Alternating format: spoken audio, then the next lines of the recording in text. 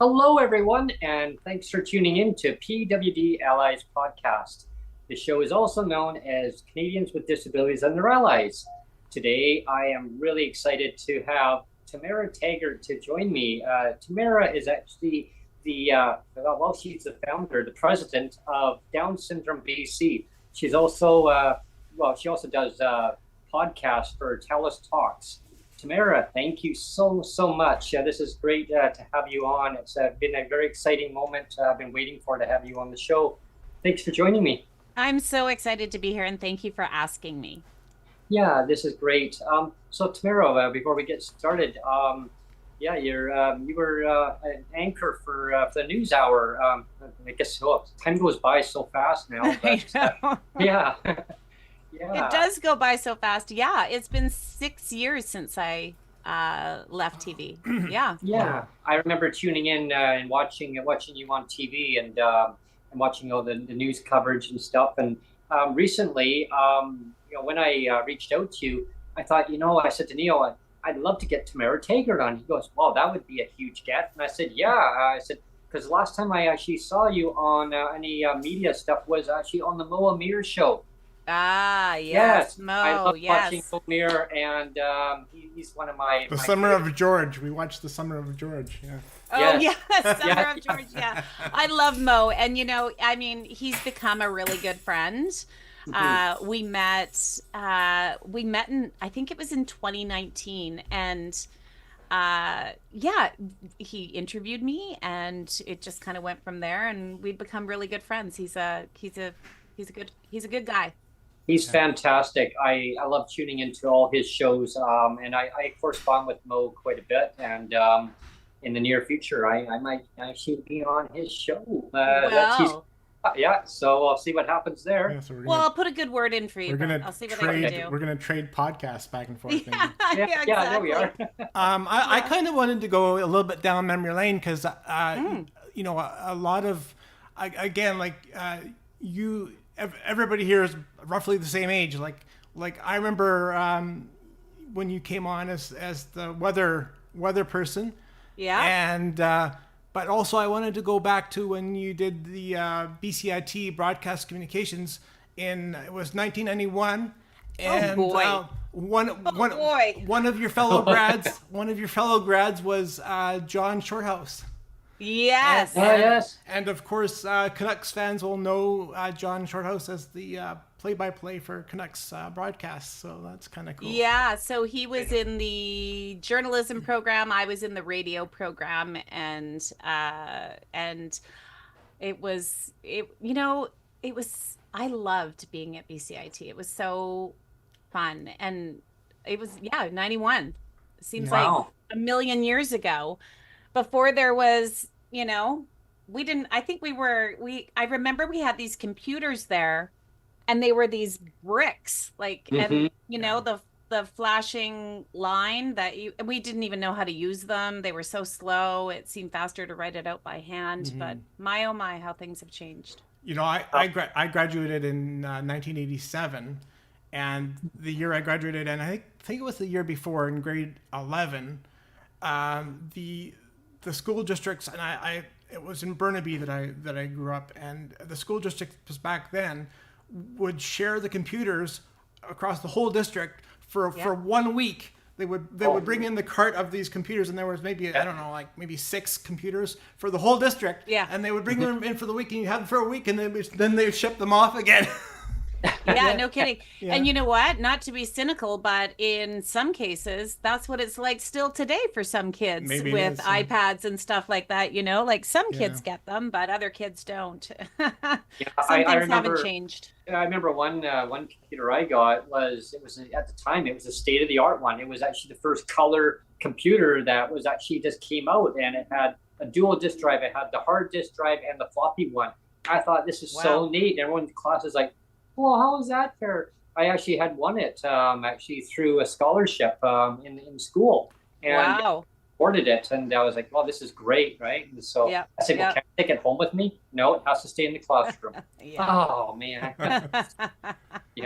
I tried, but I didn't manage to get one at home. I saved up and did a paper route and saved, and I wanted one identical, and it cost me a lot of money. So it became to realize that the value for a dollar, how you can stretch the dollar back. Of course, decades ago, you can get more value for your dollar. And speaking of that, like just recently, Tamara, I just wanted to kind of get your take. I was just actually on a newscast actually through CBC. They reached out to me and they were doing a story, and they were talking about PWD, persons with disabilities in relationships, and my view on being penalized, for getting into marriage or being in a relationship, and my viewpoints on it. And they just recently did a story. I just all of a sudden they reached out to me and asked me if I'd be interested in talking about it. I said, sure. And I said, can you tell me how you came about me? And like, I watched your podcast. I'm like, oh, wow. So good. Yeah. So I did a newscast on that, and it was really good. Good. Yeah. Well, it's important to keep talking about that stuff, right? Because a lot of people don't understand. They don't know how things work. Because they penalize people for either getting into a relationship, and they claw back, like they classify it as one income for a family, a unit. And in this day and age, it's already hard enough to get by as an individual without actually having not having two incomes, one income. So it's hard, and that's why I keep advocating going forward to make changes in the system. And having allies reaching out, or how it affects the system, how it affects people in general, and having yourself coming on and talking about the Down syndrome, BC, how did you get involved getting that going?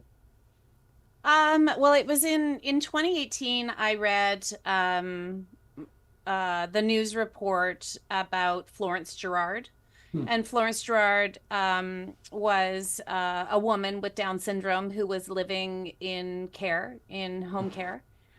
She had been living with the same woman for 10 years. And Florence was found dead in her caregiver's home by Coquitlam RCMP. And her cause of death was malnutrition. She was just like 50.3 pounds when she was found. Wow. And she starved to death. And all I could see every time I see someone with Down syndrome, I think of my son Beckett. And when you become a parent, your perspective on everything changes. When you become a parent and your child has a disability, your perspective changes even more, in a good way, I think. And Beckett has really, being Beckett's parent, has really opened my eyes to a lot of things. And so the story about Florence, it hit me to my core, and I could not, I just couldn't get Florence out of my mind. And so I, got in touch with Florence's sister, Sharon. Sharon and I have become friends. Sharon and I started advocating for her sister, Florence. And, the caregiver was charged. So was the the caregiver's boss, if you will. And then, of course, CLBC is in charge of all of that. And the charges were stayed against the facility, or I don't know what you want to call them, the organization that employed the caregiver. And the caregiver was charged, and she was found guilty of one charge, and she got community service and a curfew. And we advocated for an appeal. It happened, and then she was found guilty of they disagreed with what the judge had said. So that felt not like a victory, but it felt like we, it's important that Florence's death, that we all learn something from it. No, of course, yes. And that we're better for it, Yeah. right? We don't know how many people with disabilities die in care because we can't find out those numbers, right? They don't share anything. No. Nothing to see here. Nothing to see Yeah, here. yeah. Look away. We have no idea. Yeah. And the only Yeah. time we hear of something is if a family member speaks out or something really tragic happens, like with Florence. And so I didn't know what to do in those first days before I met Sharon, her sister. And so I put something on Facebook and I said, with the story about Florence, and I said, I see my son, I see all people, I see all of us in Florence, and this can't happen again. And let's get together and let's create change. And all of a sudden I had like 200 people responding and saying, yeah, let's do this. And then I had a like a Zoom with all these people. Oh, wow. And it went on for a long time, and we all had something to say. And I didn't know what to do with it because now I had all these emails and people, and I was like, oh my gosh, right? What am I doing now? And then two of my friends who are also mums to kids with Down syndrome, they were like, Tamara, what are you doing with all these? Like, what are we doing? And I was like, I don't know. Like, it's just like a lot. And so the three of us then were like, okay, let's do something. And then another friend entered the picture, and she also has a little boy with Down syndrome. And so between the four of us, we then were like, okay, let's do this. Let's have a name. And I was like, how about Down syndrome BC?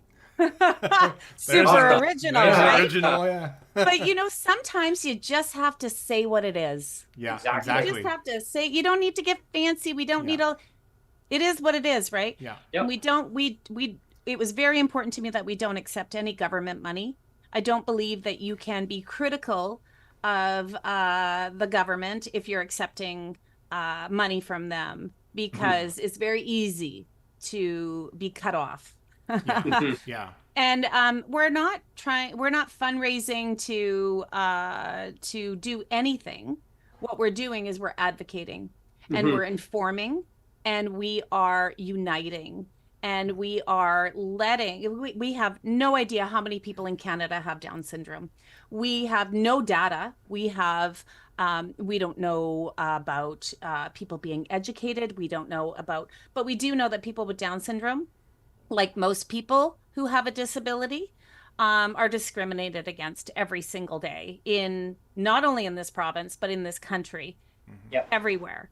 And so, that's how we started. And so we have I think we have 300 members, and it's free. And the only thing that, the only qualification to join Down syndrome BC is that you love or care for somebody with Down syndrome. That's all. And that you want a better life, right? Yeah, exactly. And keep advocating for change and bringing the awareness to what it is. And Down syndrome, it affects anybody with the disability. Who has that? They're born with that disability, and that's who they are. And with government saying, well, we need to get a diagnosis and jump through all this red tape and all these hoops. And that's why I got right behind you. Probably wondering why there's like a pink unicorn. A pink unicorn. We can talk about pink unicorns a little bit later. Yeah. Yeah, we will. But I just wanted as well to segue or springboard off of kind of what everybody's talking about right now, and I think that's the I think when you're, especially when you're born with a disability or you get an acquired one, there's the assumption, I think, in a lot of people's minds that when you're advocating, you're really only advocating for yourself. Like it's like a selfish thing where like I have to advocate for myself, and I'm not advocating for anybody else. And that is like so not true. And again, I don't want to make this show about me today, but I just wanted to like throw in the fact that like when my first wife passed away, and and then the government started like clawing back my pension as unearned income, my survivor's pension as unearned income. You know, like, yeah, it sucks that in the last like 11 years I've had like $70,000 clawed back of my survivor's pensions, and clawed back from the provincial government, and that sucks. You know, but at some point, like I've been fighting again. I've been fighting this for 11 years, and you know, I probably would have given up after the first year if it was only just about me. I would have just done it for about a year and then just threw in the towel, and that's it. But then you get to a point where you realize this is more than just about me. This is like a collective thing we're doing, and this is kind of where I wanted to segue into your Telus Talks, where it's a corporate body thing. Like, I mean, of course, Telus is a corporation, but we have to think of ourselves as corporate bodies too. Like, as a human being, we can be corporate bodies. It's not just about me, the individual, but it's thinking corporately about humanity. And I just wanted to make the point, and again, nobody paid me to say this, but I like the fact when you have big corporations like Telus stepping forward and saying, you know, we're not afraid to enter the political realm and talk about social justice issues and things like that. I think that's important to like have this like not go beyond the individual and it's all about me, and have this more a corporate mindset of like, we got to do something to you know, push the needle and improve things, right? Well, I'm glad to say that too, Neil, because it's bringing people together with common interests and common disabilities, and talking about the issues that affect their lives. And I this is amazing. Like, so great, Tamara, that you know we're having this discussion regarding. I mean, it's your son has a disability, and it's not. There's no shame in the world of saying a person has a disability. Like, let's talk about it. Let's bring people together with common interests. And I think in society, I mean, I know growing up, like I won't go off on a big rant, but I mean, growing up when I was young, when I was in elementary school, visual impairment, and basically they tried segregating me away, and I kept speaking up, and they kept saying, no, it's fine. I go, no, I don't feel comfortable. Like, why are you putting me in another room? Well, we don't want other kids to pick on you because you're learning to touch type really fast. And I could touch type faster than I could write coordination wise. And I felt very uncomfortable. And I said, no, I want to be part of the class. This is how it has to be. So really, in a nutshell, it's being inclusive with all your peers around you. And it's okay to talk about it. It's okay to feel belonged with everybody else. And I think that's how society is now changed. Like we're changing the channel on it, saying, yes, let's talk about these things, because it's so important to put people on the same page rather than chapters, you know. And for sure. I mean, you know, Neil, what you were saying, I appreciate that. And, you know, with the podcast that I host, you know, we've done over 200 episodes, and we talk to lots of different people about lots of different topics.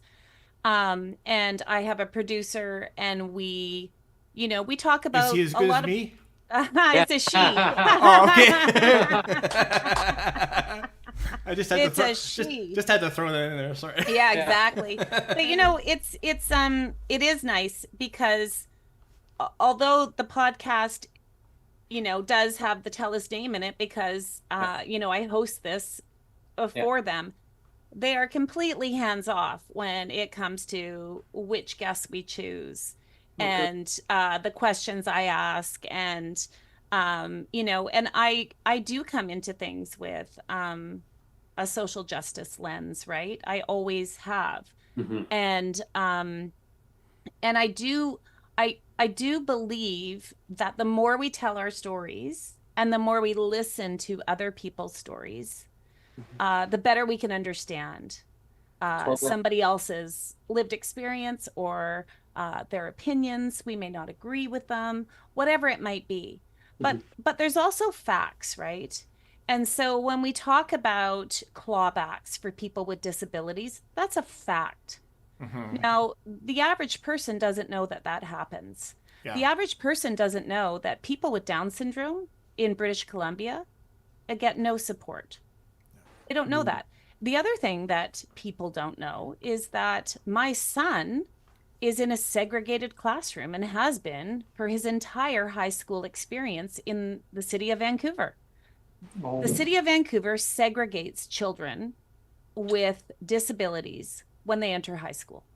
And that is a fact. That's crazy. And when I say that, it makes people really uncomfortable. And they can't understand that my son's in a segregated classroom. They say that's impossible. It's not impossible.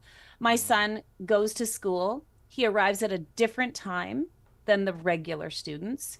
He goes in a different door than the regular students. He leaves school at a different time. He is in the same classroom with the same students and the same teacher for his entire high school, all 5 years. And that is the reality. And that's called segregation. He doesn't get to go to, he doesn't have a homeroom like the other students. His experience is very different than his peers, you know? And so you talk about, you know, like people need to know this, and it's wrong. And the school board hates it every time I tweet about it. They hate it when I talk about it. And I'm going to keep talking about it. And, you know, Beckett is in grade 12 right now. He's about to have his psych ed. He's never had a psych ed. And I had an interview with a psychologist about it in June of last year, because they need my permission to do the psych ed. The only reason he needs a psych ed is so that he has access to funding through CLBC when he turns 19. He just turned 17. So that's 2 years from now. But we need to do this now, right? And I said to her, well, like, what do you need to assess? He has Down syndrome. There's no secrets with Down syndrome. I can go to the bookstore right now and get 5-6 books on Down syndrome. I have books on my desk right now about Down syndrome. There's no secrets. We know what it's an extra chromosome. We know what that does. We know everything. There's no secrets. Yet you need to do a psych ed on my son. So tell me about that. What do you need to do a psych ed for? And the answer was to find out if he has an intellectual disability. And I said, he does. He has Down syndrome. And she said, well, but there's, you know, it's like, what type of intellectual disability does he have? It, you know, could be mild, could be moderate, could be severe. I said, well, if it was severe, you would know. And if it was mild, he wouldn't be in a segregated classroom, right? And so I was really pushing back on it because just like everything else, there's paperwork, loopholes, opinions. We're telling you what to do. You can't have this unless you do that. Right. The paperwork alone for a person with a disability in this province and Canada is astounding. It is cruel. It is wrong. In grade 4, I had to go get a doctor's note that said that Beckett still had Down syndrome. Oh my gosh. It doesn't go away. Exactly. Disabilities don't go away. You're born with it. Right? Why do you have to keep telling people that your leg was amputated? Yeah. Is it still gone? Is it still gone? Yeah. It's so outrageous that, you know, that a person, you know, like my son has to continue to prove throughout his life that he still has Down syndrome or has an intellectual disability. And then somebody gets to decide, what type of intellectual disability does he have? And then they get to decide, well, this intellectual disability is worth this much money in funding. And this is worth this much in funding. That's somebody's making that decision about my son or you or anybody. It's outrageous. Yeah. I'm glad that you mentioned that. Is I remember going back in memory lane back into the early 2000s when the other administration government was actually in power, and they basically cut right across every single ministry, like CLBC, PWD, transportation, healthcare, education, you name it, and yeah, they wanted to save money. And so I got a phone call one morning, and I had just got up, and my phone was ringing, and they're like, "Yeah, it's the ministry calling. It's Brent there, and I'm speaking. I need you to come into the office." Oh, okay. Well, what for? We just have a meeting. So I came in, and they're like saying, "Yeah, so we need you to take these forms, and we need you to take them to your doctor to get you to be reassessed to see if you still have a disability or disabilities." I'm like, "Are you kidding me?" I go, so they're like, "No, Like this you're is not a faking joke." it. Like Yeah, you're they're like, faking Yeah. it. yeah, I mean, and give me a break. It is, so it yeah, makes me so mad, Brent. I yeah, like it, you can tell. I I'm getting angry now. yeah, I was furious at the time, and I said, "Is this a joke?" I said, "Like, this is not April Fool's Day, right? This is not April 1st." Like, no, this is not a joke. It's mandatory. So I went to, and I had phoned my doctor's office, and the nurse, well, receptionist, but she was also a nurse at the time. And she's like, "Hi, Brent. Can I see the doctor?" "Well, I need to make an appointment." I go, "What's it about? Are you feeling okay?" I said, "No, well, actually, I've got a bad headache." I mean, does that count? Oh, so I told her about these forms, and she goes, "Well, the doctor is very busy. Like, it's going to take him Exactly. time." And so we had to schedule a time. No patients in the office at all. So Yeah. that's a lost revenue for the doctor, for one thing. It's a nightmare for Yeah. everybody. And so he sat down and he says, "Look, I've already deemed you as a person with disability. You were born with these disabilities, Brent. They don't go away." So long story short, Tamara, he got on the phone and he says, "Sit in those little waiting rooms that they have for their offices, all Yeah. these little equipment." And I'm looking little stethoscopes. I'm like, "Oh, what does this do?" I'm playing with these little gadgets, and the nurse walks in. "Brent, what are you doing?" I go, "I'm bored." She goes, "Okay, well, don't fiddle with those things because it's." I go, "Well, I'm not going to break it." But I was kind of curious, like, "Oh, wow." So, I had a bad headache. So I had one of these little beds inside the room. So I laid down on the bed. And I was thinking, well, I'm going to take a nap because the doctor's going to be a while. I woke up and the doctor's standing there. He goes, "Okay, so I got to make phone calls now. So can you go for lunch and come back?" I go, "I have no money." "You have no money?" I go, "No, they cut me off for 3 months. No money, and I had to pay rent. I wasn't living at home. I had moved out. I had moved in with a friend, and we rented a basement suite. My friend had her sister and brother-in-law owned a house, so we rented the basement suite, and it was a full one. We had like there was two bedrooms. There was also a den also, and I mean it was like the place was huge, but I had no money. I was on the verge, Tamara, where like, "Brent, you're gonna have to pay rent. Like now you owe back pay rent. You got now half a month. If you don't pay, you're gonna have to be gone." I had nowhere to go, and I thought, "Oh my God, I don't want to be homeless." So It's anyway, very stressful, right? it was, and like, it is, but it's always stressful. yeah, Like you're giving one example. You probably have 20, 30 examples, Yeah. right? oh, And we totally. all do. We Yeah. all Like do.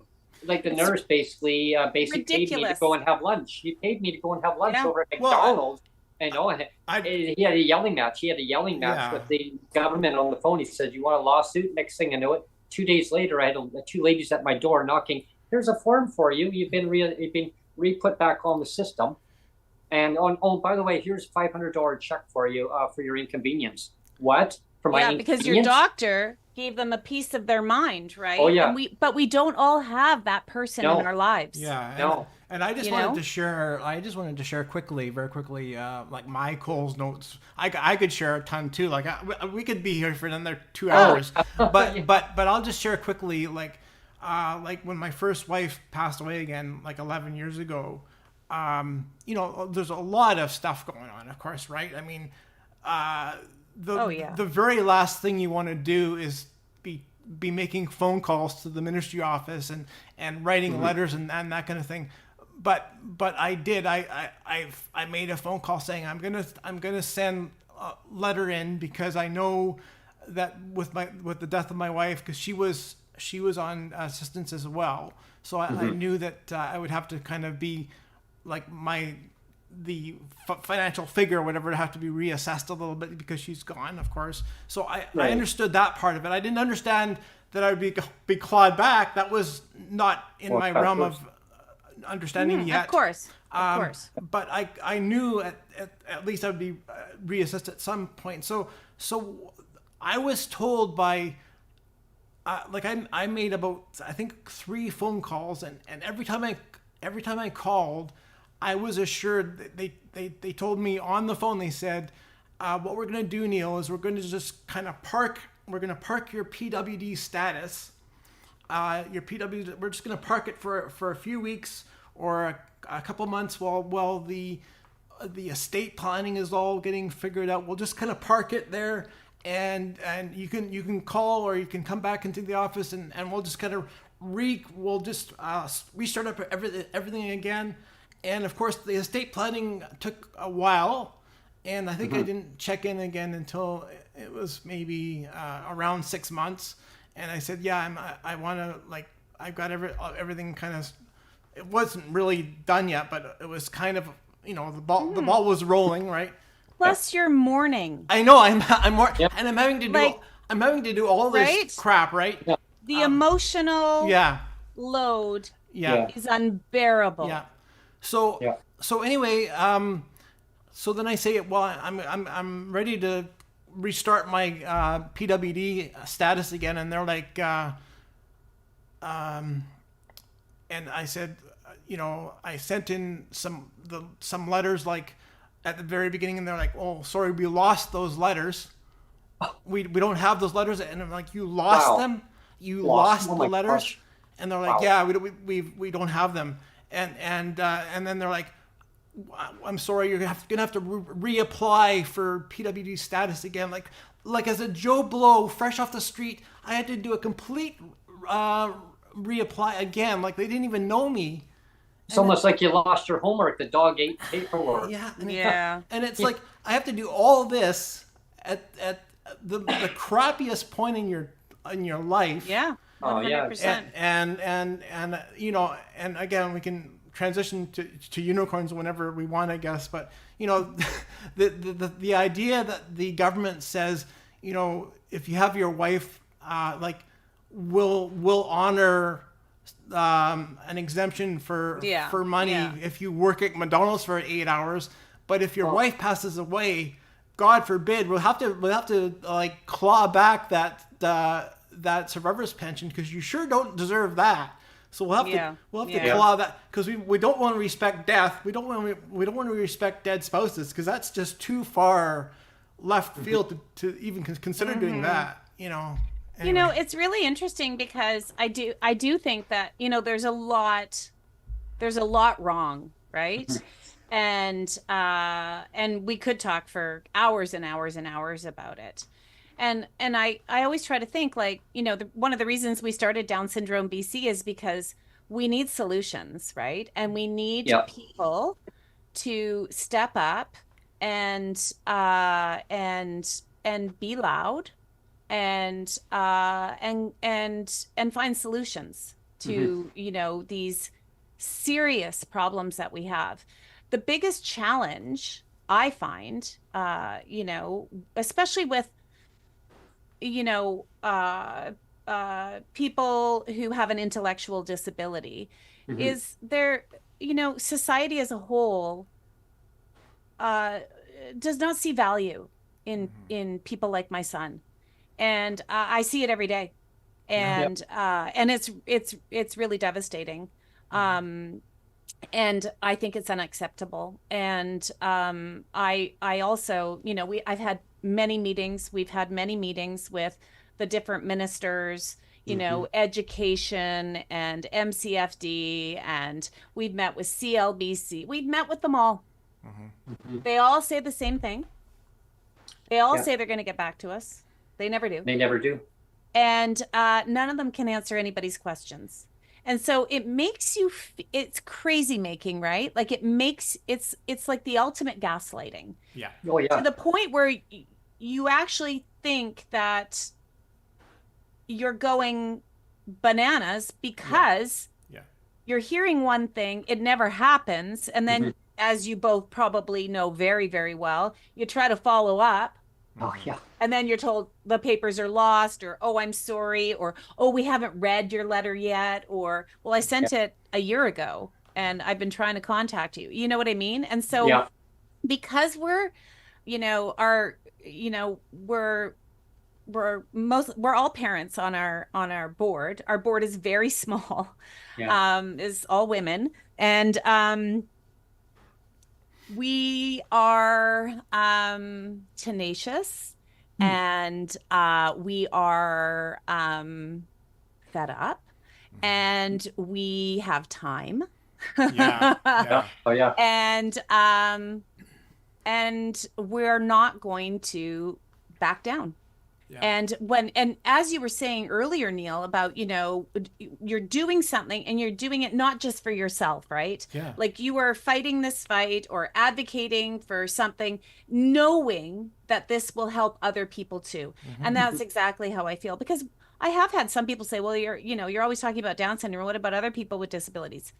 Anything that happens for somebody, if something good happens for the Down syndrome community, it's good for all communities. Trickle down. Right? Exactly.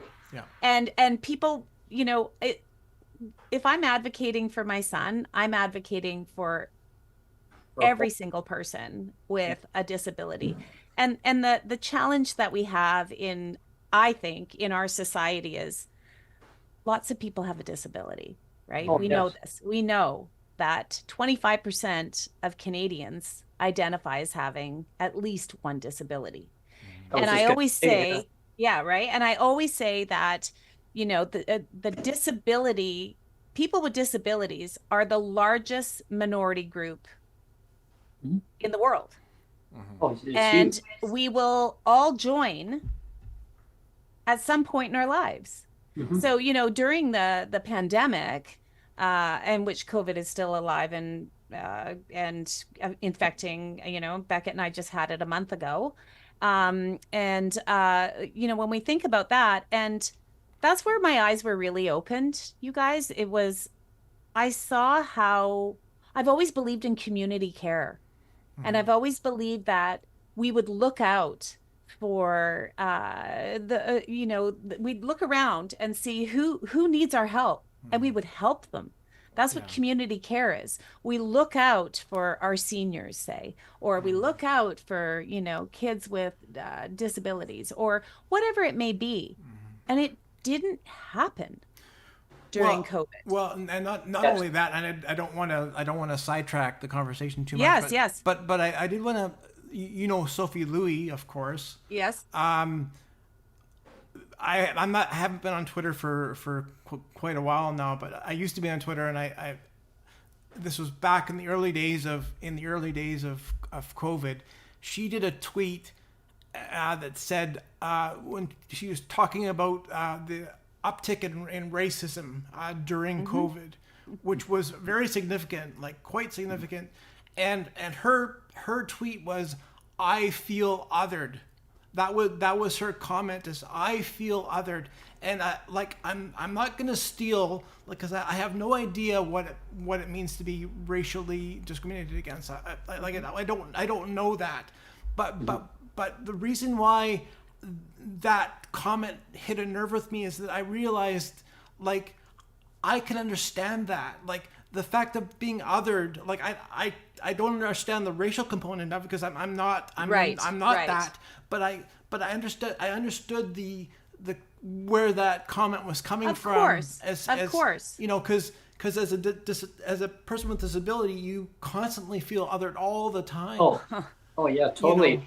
And people treat you like an infant, and they treat you like you can't do anything, and they talk to you like you're the lowest common denominator. I see it every day. Like condescending, like talking down to the person, like they're not understanding, and that kind of during COVID, when COVID started, this is I'll kind of give you a quick overview of how this channel, how this podcast became to be. So when COVID, actually even before COVID started, I kept thinking, there might be something to bring people together. And I was kind of brainstorming ideas, and talking to people in the community. I was talking to Sonia about it, and she says, I don't know anything about that stuff, and but advocating, right?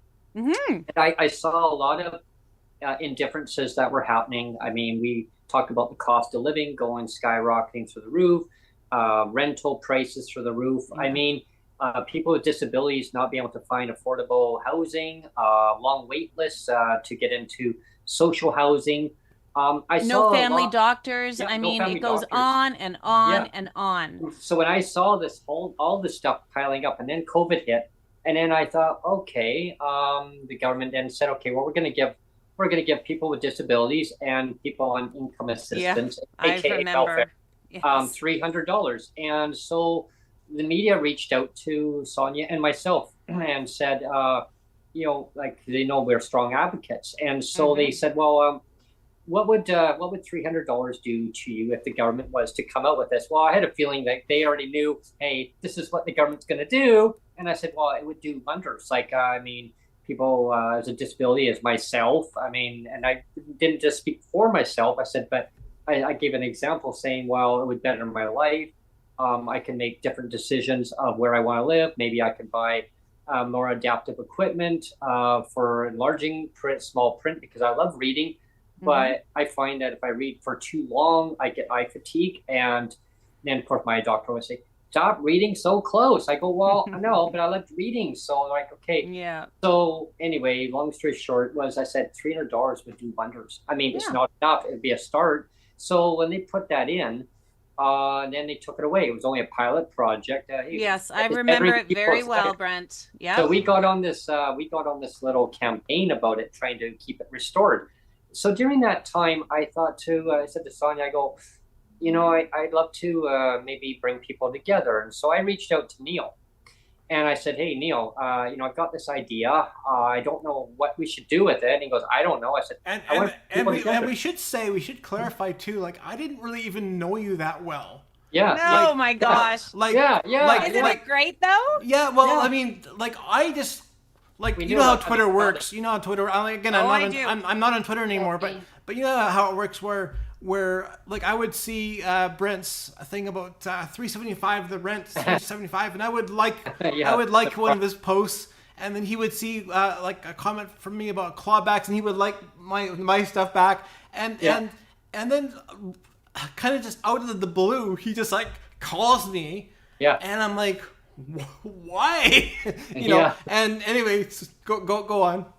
Yeah. So I reached out to Neil and I said, I've got this idea. And I want to bring people together, and I noticed that there's a neat little group that you can actually create spaces, and so we said, okay, well, let's wing it, and then said, okay, well, yeah, we'll give it a whirl and see how it goes. And I put this little group together, and I mean, it worked out good for a good while, and then about a year. Yeah, and then we decided to change things over to where it is now.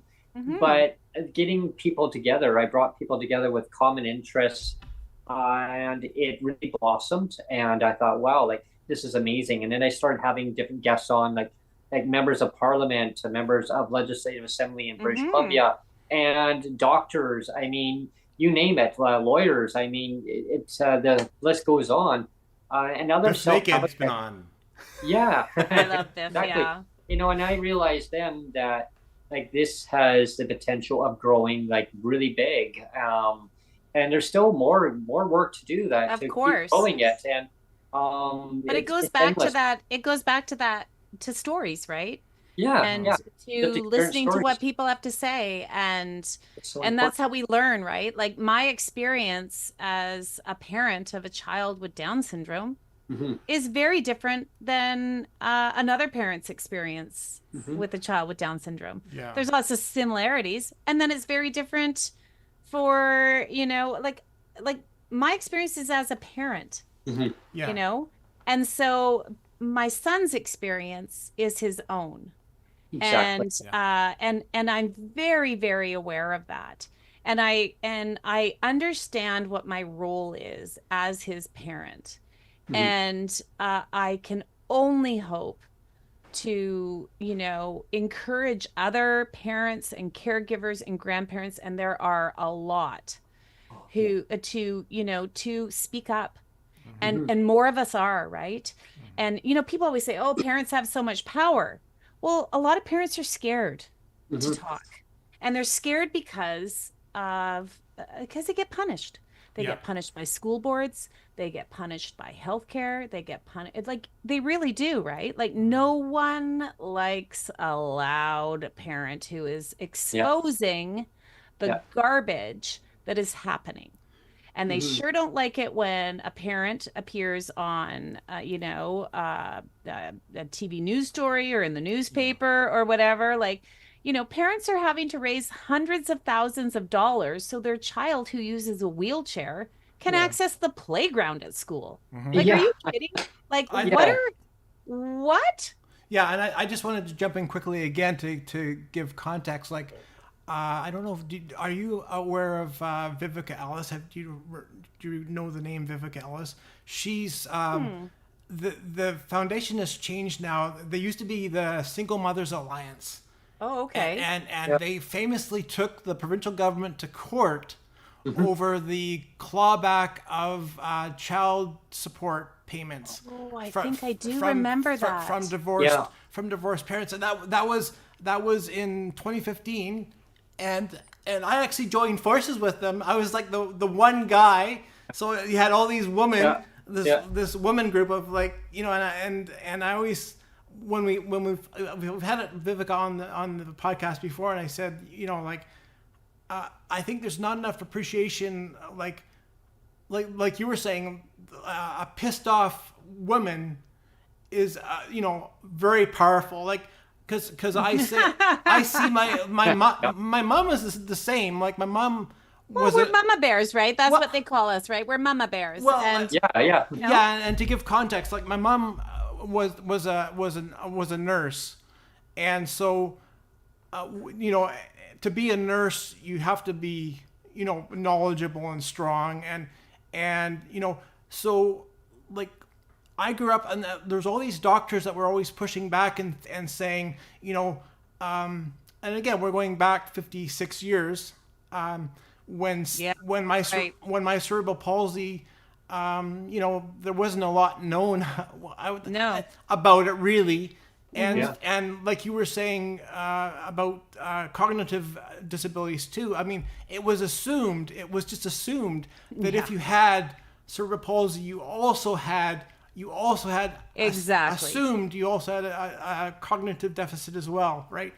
Yeah. And so I had these doctors that would say, your son Neil's never going to amount to anything. Just be aware of that he's going to be a write-off. Basically, that's what they would say. And she says, I don't believe that. That's bull. And so here's my mom. Like she was one of those pissed off mothers. And again, this is why I was so eager to join the Single Mothers Alliance back when they were, because here I, so they were able to reverse the clawback, and then because I was, tied to them as well, I got some of that money restored, not all of it. I got my my son's orphan's portion restored, but the bulk of it is still being clawed back. But anyway. Right. What's interesting though, Neil, is what you said about your mom, right? And I think it's important for us to recognize how many parents came before me, right? And those are the parents. When Beckett was born 17 years ago, I heard from other parents who have a child with Down syndrome. And they reached out to me, because I was working in television when Beckett was born. I was on the cover of TV Week when I was pregnant with him. Yep. And then I was on the cover of TV Week when he was about 3 months old with him. Right. And I faced a lot of challenges at work after Beckett was born. And I can look back on it now and understand just how wrong a lot of it was. But when you're in the middle of something and, you're feeling all these emotions and you're scared and your hormones are going crazy and you've got all these doctors telling you things about all the things your child won't do, right? No one's telling you the things your child will do. And it was a very, very scary time. But I had the parents before me to look to tell me how it was going to be okay.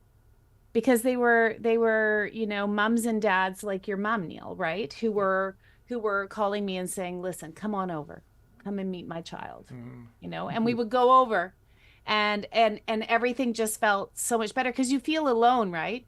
And I never want anyone to feel alone when, you know, because society makes us feel bad for being different and they don't listen to us. And there's no value placed. And so, and I guess, you know, really the most crass part about all of it is that I just don't think that politicians care because they don't think that people like my son vote or will vote. And maybe they think that people with cerebral palsy won't vote, or people who are visually impaired won't vote. I don't know, but have you heard one, like they're out there right now campaigning left, right, and center, all of them.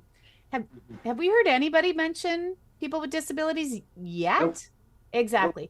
Nope. Do we ever hear anybody in any election? I can't come up with a time, federally, municipally, or provincially. Well, I've made the point before, Brent, is like back in 2017 when you know, Horgan was running and it wasn't determined yet that he was going to be premier, but you know, everybody in the NDP that I was talking to was saying the first thing we're going to do when we get power, we're going to remove all the clawbacks. We're going to remove all, and like I've said before, it wasn't just John Horgan saying it. It wasn't just like one or two MLAs saying it. It was everybody. It was literally everybody. And like, did they do it? No. Oh, really? They all got amnesia, and they're like, "Oh, did we say that? Shocking. Did we say that? We were going to do that." I always remember one thing that the premier had said. Like, I'd go to convention meetings with them and stuff, and I was actually under their executive. So I was actually I was events chair, and then I got into communications.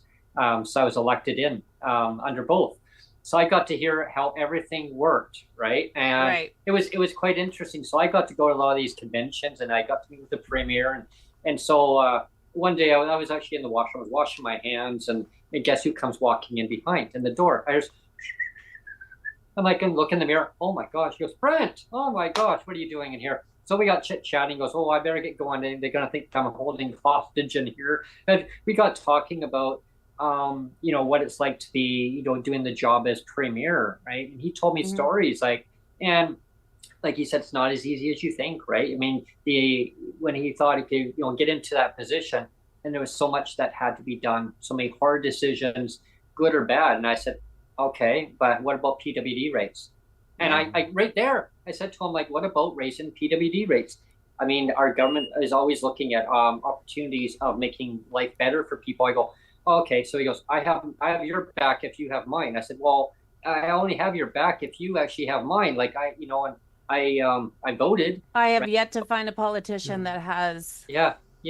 And I always remember these little stories and of course channeling it forward. And that was just before the during the pandemic. We were living in Langley, and they were giving a media announcement about SkyTrain expanding all the way out. So Sonia goes, oh my gosh, John's in the city. So we barreled down there, and all the security all around. And he recognized, hang on, tosses security aside. My friends are here. So we got talking to them, and same thing, like, be careful about corporate landlords because some of them are good, some of them are bad. And anyway, just like all these little stories, like, is like little pieces of the puzzle, is like giving you little hints of what to watch out for. But I kind of look at it as a life adventure. But at the same time, I look at it like every politician just wants to win, and they'll say whatever it takes to win. Exactly. And the second that somebody can actually sit down and talk to people who have disabilities and listen to what they're saying Listen to people who are living in poverty. Yeah. Listen to people who have a disability and living in poverty. Listen, and then make changes. Nobody's done it. It's not happening. People are dying in care. Yeah. People are starving. People are in group homes and being neglected. And we don't get to hear about any of it because it is signed and sealed. And I refuse to play nice anymore when I will call them out every single time because this is a short life. We are here but for a short time. And the older I get, and I think we are the same age. I mean, you mentioned 56. I just turned 56. Yeah. And like the older, don't you guys find the older we get, the wiser we get, and the less patience we have for garbage for we BS, have? Yeah. I turned 50. I turned 55 on the 27th. Oh, you're a baby. I'm still a baby. You're just a baby, Brent. Please. I know. Listen to your elders here, okay? Yeah, exactly. I wanted to jump in quickly too. I mean, I think we can all agree here. When I say this, everybody's going to say, yes. But this idea that the balance of power. You have all these politicians, and they're making decisions on people's lives. They're holding the balance of power of people's lives, and they don't really know anything. They're not educated. Yeah, they're not experts at all. They're not whatever ministry they're working in. They're not experts at all. They're in not their best interest. They're not educated on what the actual brass tacks is. Like what's involved.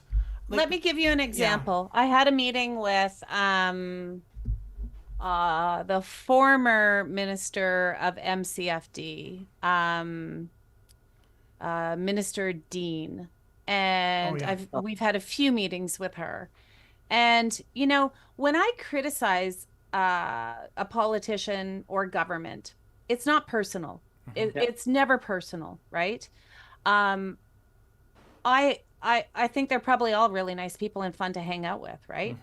But you have a job, and you chose this job. You were elected by the people to do this job. Totally.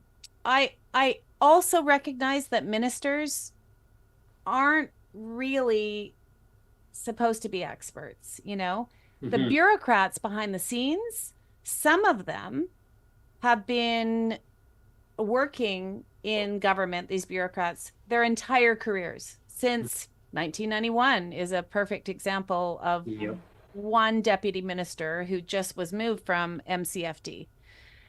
These are people who, they have the power. They don't change with government. They might move to a different ministry or whatever, but they don't change with government. And I'm not saying they're bad people. I'm just saying they are so detached from reality. It's like they live in a bubble. They do live in a bubble. Yeah. 100%. Yeah. So if you are living in Victoria and you are working for a ministry and you are making all these decisions, the people that you are surrounded by are not people like the three of us. No. They don't have friends who are suffering. Yeah. They don't have friends who can't afford to eat. They don't have friends who are homeless. They don't have friends who are in a segregated classroom. Because if they did know those people, they would know it actually is real, and they would, I would hope, have the empathy and compassion and will to change it for the better. But nobody ever does. Governments change every 4 years, sometimes every 2 years, and people get shuffled around, and everybody's all excited, and nothing changes. And so here's at 56 years old, though, Brent, I'm now going, wait a minute. I've been voting since, I was a teen. Yeah. And nothing's changed. As a matter of fact, it's worse. It's actually way worse. And I was just going to say, PWD do vote. And government yes, to vote, right? And yes, I talked to so many of my neighbors who are like, I don't know who to vote for, and on their PWD, I don't know who to vote for. Who do I trust? I go, they're like, they say all the magic words, but then nothing ever changes. And that kind of goes back down like memory lane. Like I look at who can we woo over, right? I mean, we can get in there, and that kind of goes to the fact about a conversation. Neil knows where I'm going to go with this one. Just recently, that was back in July. I had phoned into CKNW.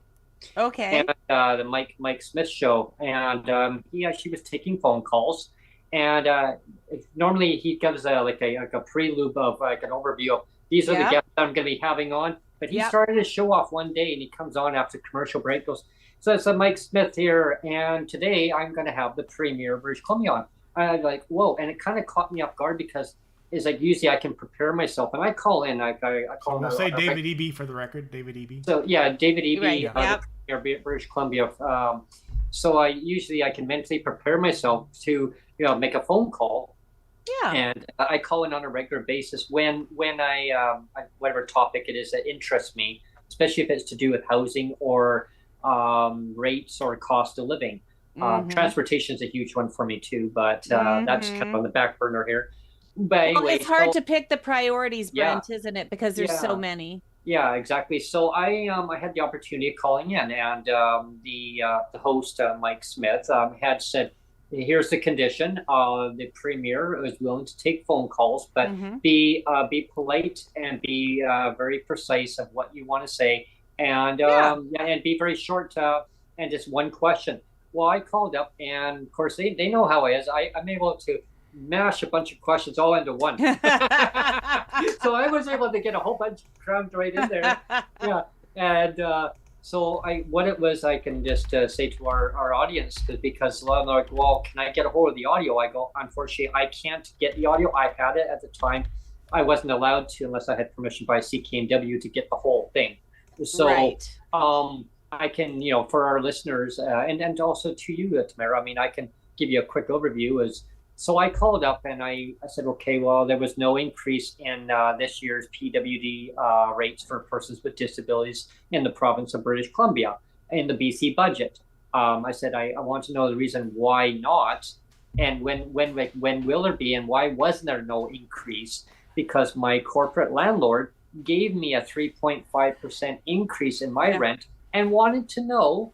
And this was a question for the Premier. I said, and here's a question for you, Mr. Premier, I said, was why wasn't there, and how come we got an increase, but why wasn't there an increase? That came from my landlord. And still the question was dodged. It wasn't actually even answered by my landlord. Exactly. So it's kind of like a slap in the face to the corporate landlord saying, who cares, but didn't answer my question. And what his response was, so we've actually, we're doing our best. We're doing our best that we can. In other words, there's more to do. The same rhetoric, right? Always. And the other part was, well, we've also increased the earnings exemptions. So if you don't know that, you may want to look at that. Getting a job. I'll just go try to find that on the government website. It's so easy to navigate. Yeah, and he's like saying, well, maybe go and get a job. Well, and then but that's it, Brent. Yeah. That is it. You just nailed it. Yeah. That is what the problem is. Yeah. They think that people with disabilities should just get a job. Yeah. The same rhetoric. Yeah. And the thing is, let me tell you this, because this is like, I have a very difficult time with this. Last year in grade 11, Beckett came home with this photocopied thing about jobs, work experience. Because, of course, he hasn't received an education in high school, but now they want him to pick what kind of a job he'd like to do for work experience. Right. I flipped through it. Let me give you some examples. Recycling, laundry. Do you like garbage picking up? Do you like, this is all it was. And I have the documents. Of course, I photographed it. I plan on writing about it, but I've had to calm down quite a bit. Yeah. So we didn't circle any of them. I never sent it back because I made it very clear when we went into this life skills program, which we had no choice about. I said, well, what do the kids do all day? And I'm in the classroom. There's a washer and dryer in there, and there's like a sink in there. Like it's it's built to not leave, right? Right. And they said, oh well, the kids they do things like they do the recycling for the school. And I said, oh, I said, do all the kids in the school do recycling? And they said, well, what do you mean? And I said, like, do like all the grades take turns? Like, do they, like the grade 10s do the recycling this week and then the grade 11s do it another week? And she said, oh, no. And I said, okay, well, then my kid's not doing the school recycling. I said, if all the kids are doing the recycling, for sure. I said, but my kid knows how to recycle. We do it at home and we have since he was born. Like, he knows how to recycle. Well, they also do things like they fold laundry and because they do the washing for, maybe the cafeteria or whatever in there. And I'm like, he also knows how to fold laundry, so he doesn't need to learn how to do that at school. They go swimming. It takes, an hour to walk back, an hour to do this, an hour to... So basically the whole day's gone. They stack the orange juice boxes in the cafeteria. No. Yeah. Oh my gosh. Wow. You have judged these kids, these students, before you even got to know them. Yeah. And you have determined that their value and worth is cleaning up after the other students and stacking the orange juice boxes for the other students so they can grab them. Yeah. No. Yeah, exactly. We are already 10 I know, minutes Neil, I past could just the talk hour. about this. You've got me riled up now. I'm ready to go. Let's get started. So I don't know if you wanted to start I don't know if you wanted to start wrapping it up or did you want to No, I'm happy to do whatever you guys want to do. I mean, I will say I've really enjoyed talking to both of you. I think that what you're doing is extremely valuable. I love the variety of people you've been talking to.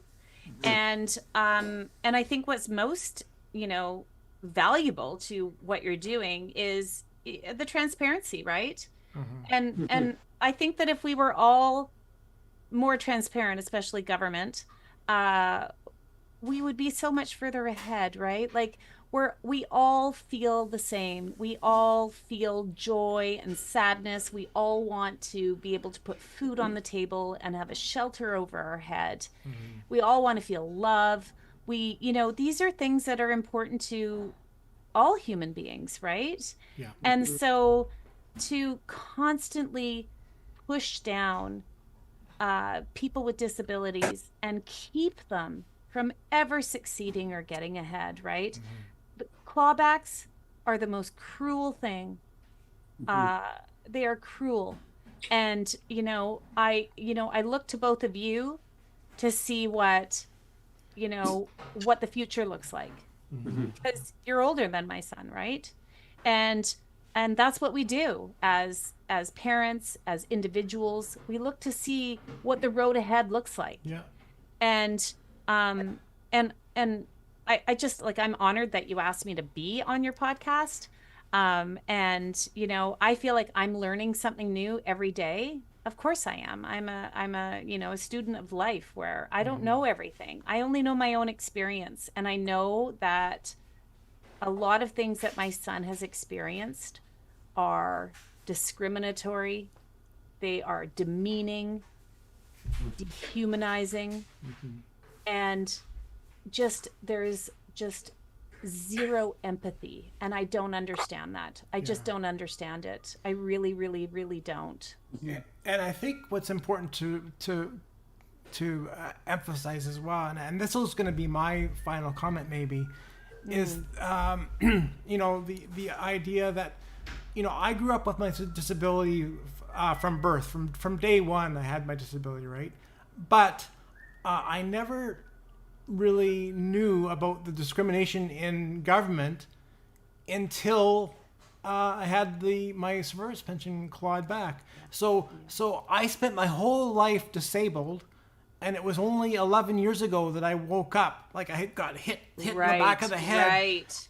So I was kind of blissfully ignorant even myself as a disabled person, thinking, yeah, everything's great. Like I worked for over 20 years and everything was fine, And then, I had my first wife pass away, and then they're clawing back a pension, and then it's like, holy crap, the government actually does this, Yeah. And a rude awakening. Yeah, and so So again, that's my final comment, and it's kind of going right back to the pink unicorn behind your head, Brent. Of like, Yeah, this right here. The idea that there's so much policy, there's so much government policy that's not founded on truth.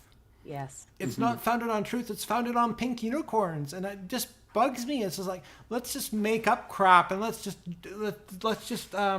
judge people before they, before we even know what these people are.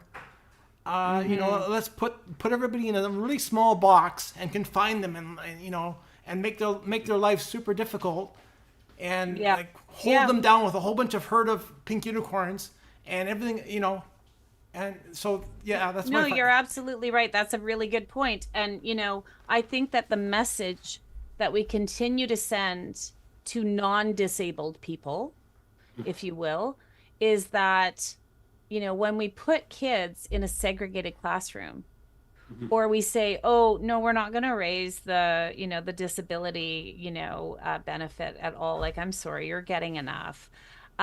We're sending a message to everybody. $200 is a lot, right? We're sending this message to everybody that, like, all the other kids in my son's high school, what do you think they think of the classroom that never leaves their classroom? You know what I mean? Like, not never, but you know what I mean, right? Like, they're not in their English class, they're not in their, they're not in their science class. And I've been told many times, like, well, your son can't keep up and da da da da da. But it's like, your job is to adapt things for work with it, work like with my the son, situation. right? That is your job. And then, of course, people argue, oh, well, education doesn't get enough money and blah, blah. Well, nobody gets enough money. Nobody, right? Healthcare doesn't get enough money. Nobody gets enough money. Maybe it's time to peek behind the curtain and see what you're spending all your money on. And where's the problem? And now it's not our problem. Now it's a $9 billion deficit. But, I don't know where all the money is going. And where is it? What's the seat for it? Definitely disability rates didn't get increased. I mean, wow. I know, right? And I'll give you my kind of ending comments too, as kind of an overview of kind of pretty well what Neil's echoed. And like, when I was born with my disability, of course, I thought it was just visual impairment, but I mean, there's other cognitive disabilities that were kind of embedded in with it, like learning disability kind of went with it too. And it really wasn't diagnosed until I got into college. I mean, God forbid, where my mom was told by doctors, no, like he just won't succeed. He'll never go to college because, that's what was believed back then. And I said, no, I want to go to college. No, Brent. I mean, the doctors are saying that, no, you won't be able to be academically sound to accomplish that. And my mom always believed that. But then I said to her, well, I was going through high school and I remember talking to teachers and they said, well, Brent, if you really want that, go and achieve it. Like one of my teachers always said to me, I was in grade 11, I was just going to grade 12, I had the same teacher. And for cafeteria. And I was learning this now, but I had an eye coordination. I wasn't able to be fast enough. But she also said, if you believe in something, go for it. If you believe in what you want, if you're able to do certain things, work with it the best way you can. And it gave me that motivation.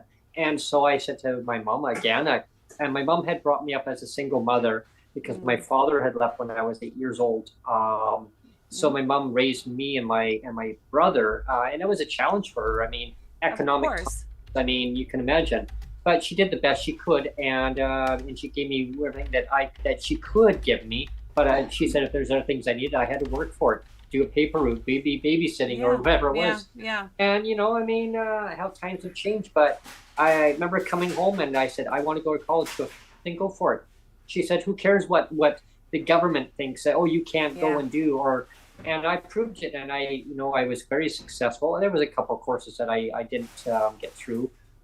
Sadly, because of vision-wise, and it slowed me down, and that's not being able to spend the time to go to college because we had group discussions, and I had to go all the way to Vancouver. I lived out in the valley, so it was a long commute. No kidding. And so I went through office administration, business administration, communications, e-commerce. I learned all about e-commerce, about intermodal stuff, and so that's kind of how I got involved in learning more about trains too. So I got really an interest in that, in like a customs brokerage. Like I got all the knowledge.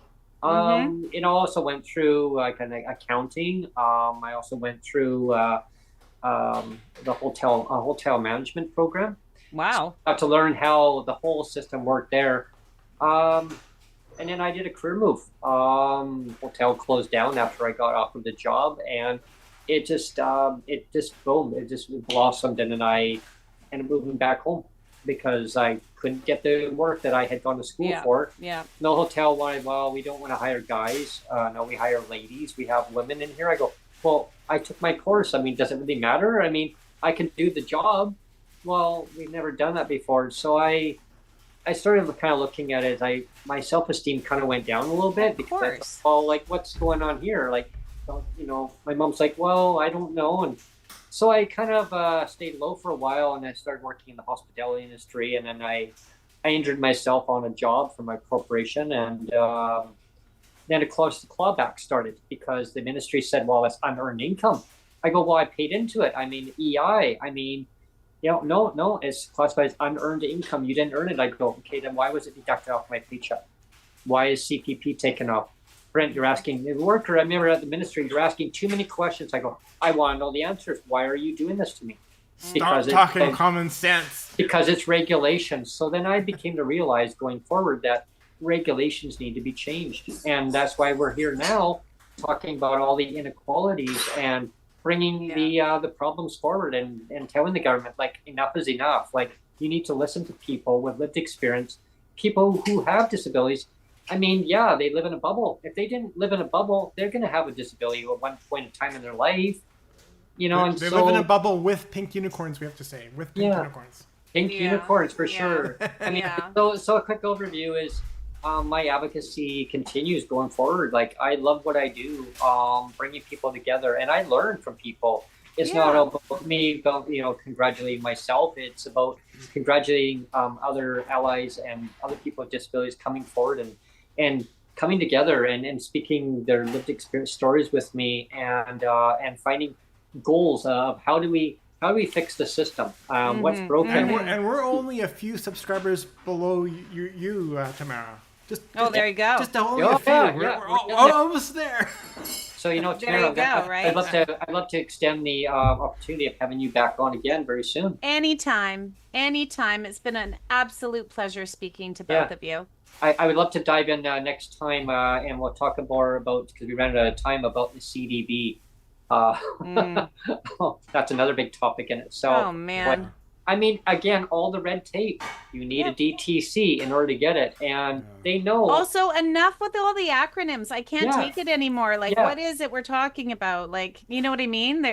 You start hearing all these letters, and when you're a new parent, you're like, oh, what is that one? And what is this one? And what is that? Like, people just, there's just, it's so much. Well, and also just to quickly call back to what you said too, like, just name it for what it is. Like, call it what it is. You had that comment earlier, and that's another pet peeve of mine too. Is like all these things like differently abled, and like, can't you just say disabled, and that's more kind of honest and true of what it is. It's a disability. But you have to, the government can't. They have a very hard time saying that word. I know. Yeah. And I always remind people that special needs is not in any charter. It's not in anything. It does not protect you. The words special needs. We all have special needs, right? Mm-hmm. Yeah. So you either have a disability or you don't have a disability. And just call it what it is, and let's move on and fix it and support people and lift people up, and don't punish them for getting married or making a little bit of extra money. It's not like there's nobody collecting the disability benefit that is working a six-figure job, right? If you're working a six-figure job, you're happy to say, give that benefit to somebody else. Yeah. I've got my, it's like they treat people like you're out there trying to get rich off of your, $375 a month. Like, give me a break. Yeah. Well, there's the mic drop. Claw, there's the mic claw. drop moment there, Brent. Yeah. Yeah, exactly. Or they claw off. You go, recycle cans, bottles. You go and take it in. Oh, you have to declare that because that's actually income. Oh, give me a break. Really? Yeah. One of my neighbors actually had that happen where God. it was one of their friends had knew somebody and had said, well, yeah, so and so had collected all these cans, and next thing I know, they get a letter from the ministry saying you didn't declare income that you earned, and he said, for what? He said, I haven't worked in years. Well, no, it was actually bottles. I mean, bottles. It was like about $8 worth of bottles. And, my gosh. And so they held the guy's file back because he didn't declare it. And so we went in and... I don't know how some of these people sleep at night. Honestly, I know. like, please. It's just rotten. You could just ignore that and let that paper fall off your desk. You know what I'm saying? Yeah. Oh, my goodness, guys. Well, it's been a pleasure. Thank you so much, Tamara, for coming on today. And I look forward to having you on again very soon. Anytime. Yeah. Thanks, everyone, for tuning in today to Canadians with Disabilities and their Allies. And stay tuned for more upcoming great episodes. Yeah. Take care. Bye, everyone. Bye. Yeah, thanks.